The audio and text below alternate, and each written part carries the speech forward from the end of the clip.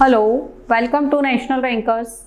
मैं हूं आभा गुप्ता सेरीवाल और हम पढ़ रहे हैं क्लास 12 का अकाउंट। क्लास 12 के अकाउंट में चैप्टर 14 कैश फ्लो स्टेटमेंट, रोकड़ प्रवाह विवरण, इससे संबंधित थ्योरी पढ़ रहे हैं हम।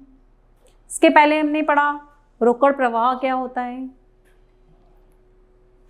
और उससे संबंधित कुछ टर्मिनोलॉजी, कुछ जो हमें बार बार पढ़ना है, जैसे कि रोकड़, रोकड़ तुल्य क्या होते हैं, विनियोजन संबंधी क्रियाएं क्या होती हैं, ये पढ़ा। अब हम पढ़ेंगे कि रोकड़ प्रवाह विवरण बनाने के क्या उद्देश्य हैं, क्यों बनाया जाता है रोकड़ प्रवाह विवरण, क्या ज़रूरत पड़ जाती है कैश फ्लो स्टेटमेंट बनाने की। रोकड़ प्रवाह विवरण बनाने के उद्देश्य, उपयोगिता या महत्व का अध्ययन हम निम्न बिंदुओं से कर सकते हैं। सबसे पहला हमारा पॉइंट है रोकड़ बजट निर्माण में सहायक। रोकड़ प्रवाह विवरण से भविष्य के लिए जो रोकड़ बजट है वो बनाने में आसानी हो जाती है। इससे यह अनुमान लगाने में आसानी हो जाती है कि किन किन अवधियों में व्यवसाय को रोकड़ ज़्यादा प्राप्त होगी और किन अवधि में, कितने समय में संस्था को रोकड़ कम प्राप्त होगी। जब संस्था में जब कुछ ऐसे समय आता है जब उसको अधिक मात्रा में रोकड़ की प्राप्ति होती है, जब भी सेल उसकी होती है, जब मार्केट में माल बन के आ जाता है तो क्या होता है, उसकी सेल बढ़ जाती है और जब सेल बढ़ती है तो उसको कैश की ज़्यादा प्राप्ति होती है। लेकिन कभी कभी कुछ समय ऐसा भी आता है जब उसको कैश कम मात्रा में मिलता है, तो इससे ये अनुमान लगाने में सहायता मिल जाती है। दूसरा है शोधन क्षमता का अनुमान। शोधन क्षमता मतलब भुगतान करने की क्षमता।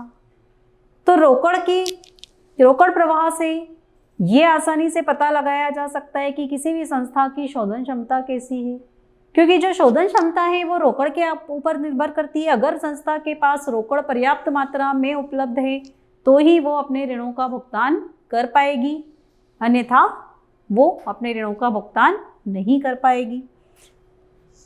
नियंत्रण में सहायक। रोकड़ प्रवाह विवरण नियंत्रण में सहायक होता है। रोकड़ बजट से इसकी तुलना करके रोकड़ के प्रभावी उपयोग का पता चलता है कि जो व्यवसाय में उपलब्ध रोकड़ थी उसका सही और प्रभावी तरीके से उपयोग कैसे किया गया है, इस बात का पता रोकड़ बजट से आसानी से लग जाता है। नीति निर्धारण में सहायक। रोकड़ प्रवाह विवरण उपक्रम की नीतियों के निर्धारण में सहायता करता है।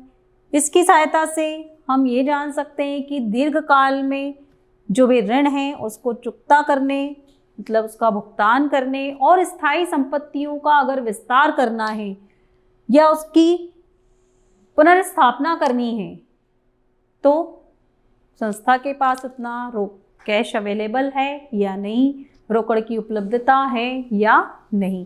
क्योंकि एक निश्चित समय के बाद संस्था को अपने दीर्घकालीन ऋणों का भुगतान करना होता है और साथ ही जो स्थायी संपत्तियां हैं उनका विस्तार करना होता है, उनको बढ़ाना होता है या उनको पुनर्स्थापित करना होता है।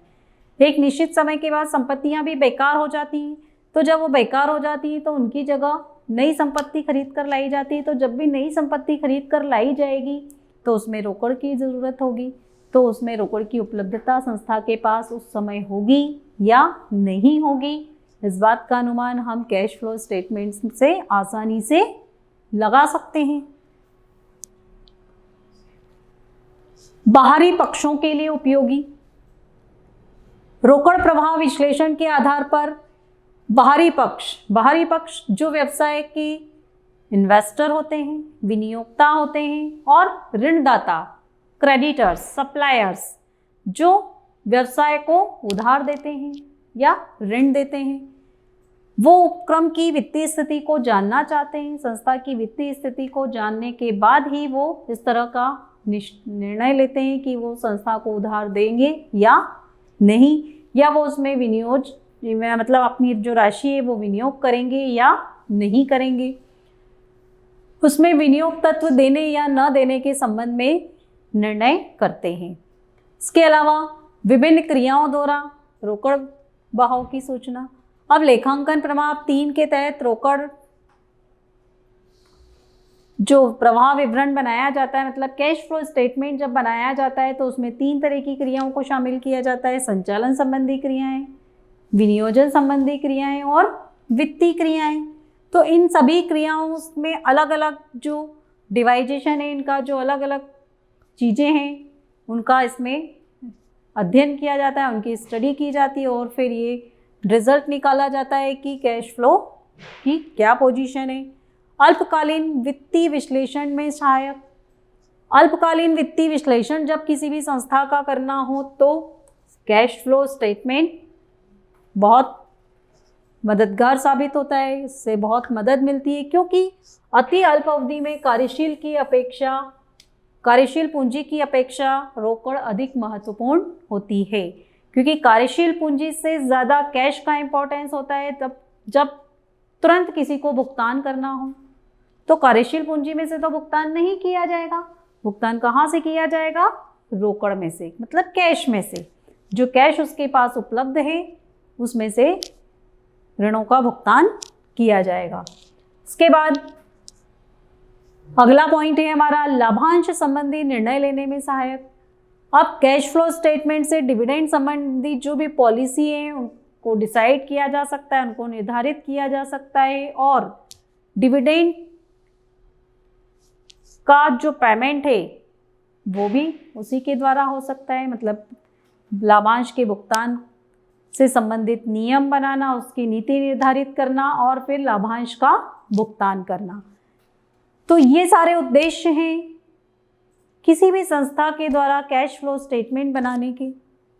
लेखांकन मानक 3 संशोधित ने रोकड़ प्रवाह विवरण की उपयोगिता पर निम्न शब्दों में प्रकाश डाला है कि एक उपक्रम के रोकड़ प्रवाह के संबंध में सूचना वित्तीय विवरणों का प्रयोग करने वालों को उपक्रम के द्वारा रोकड़ एवं रोकड़ समतुल्यों को उत्पन्न करने की क्षमता तथा रोकड़ प्रवाहों को उपयोग करने की उपक्रम की आवश्यकताओं के मूल्यांकन हेतु एक आधार प्रस्तुत करता है। तो ये लेखांकन मानक AS3 जो है उसने इम्पोर्टेंस बताया है किसका? कैश फ्लो स्टेटमेंट का।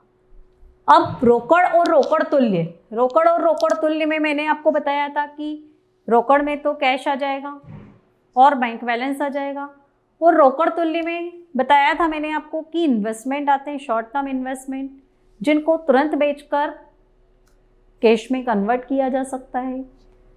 तो अब हम देखेंगे कि कौन सा विनियोग रोकड़ तुल्य माना जाता है, क्योंकि विनियोग तो लॉन्ग टर्म भी हो सकता है और शॉर्ट टर्म भी हो सकता है। तो हमें जो शॉर्ट टर्म इन्वेस्टमेंट होते हैं, शॉर्ट टर्म विनियोग होते हैं, जो कम अवधि के लिए होते हैं, उन्हीं को रोकड़ तुल्य मानना है। इसमें देखो, विनियोग रोकड़ तुल्य 2 दशाओं में माना जाता है। सबसे पहला, जब विनियोग की परिपक्वता मतलब मैच्योरिटी, उसकी देय तिथि अल्प अवधि हो, कम समय की हो, अर्थात 3 माह या इससे कम समय इसकी वैलिडिटी मतलब मैच्योरिटी होना चाहिए, तो ही वो इन्वेस्टमेंट, तो ही वो विनियोग रोकड़ तुल्य माना जाएगा। मतलब ऐसे विनियोग जिनको 3 महीने के अंदर अंदर रोकड़ में परिवर्तित किया जा सके वो रोकड़ तुल्य कहलाएंगे। सेकंड, विनियोग का मूल्य रोकड़ में बिना किसी विशेष जोखिम के परिवर्तित कराया जा सकता हो। जोखिम मतलब उसमें किसी तरह का कोई लॉस नहीं होना चाहिए। जैसे कि 10,000 के विनियोग हैं, तो जब बेचने जाएं तो पूरी अमाउंट हमको 10,000 रुपये मिल जाए, उसमें किसी तरह का कोई जोखिम ना उठाना पड़े, किसी तरह की कोई हानि हमको उसमें ना उठाना पड़े। तो अगर ये 2 कंडीशंस पूरी करता है इन्वेस्टमेंट विनियोग, तो उस विनियोग को हम रोकड़ तुल्य मानेंगे। रोकड़ तुल्य मतलब रोकड़ के बराबर मानेंगे। तो रोकड़ तुल्य में कौन से इन्वेस्टमेंट चाहिए हमको? वो इन्वेस्टमेंट जो 3 महीने के अंदर अंदर रोकड़ में परिवर्तित हो जाते हैं और जिन्हें बिना किसी जोखिम के, बिना किसी रिस्क के कैश में कन्वर्ट किया जा सकता है। तो ये थे हमारे रोकड़ तुल्य विनियोग, जो हमें किन कंडीशन में उनको कैश के बराबर मानना है, ये बताते हैं। और उसके पहले हमने उसके उद्देश्य पढ़े। Thank you.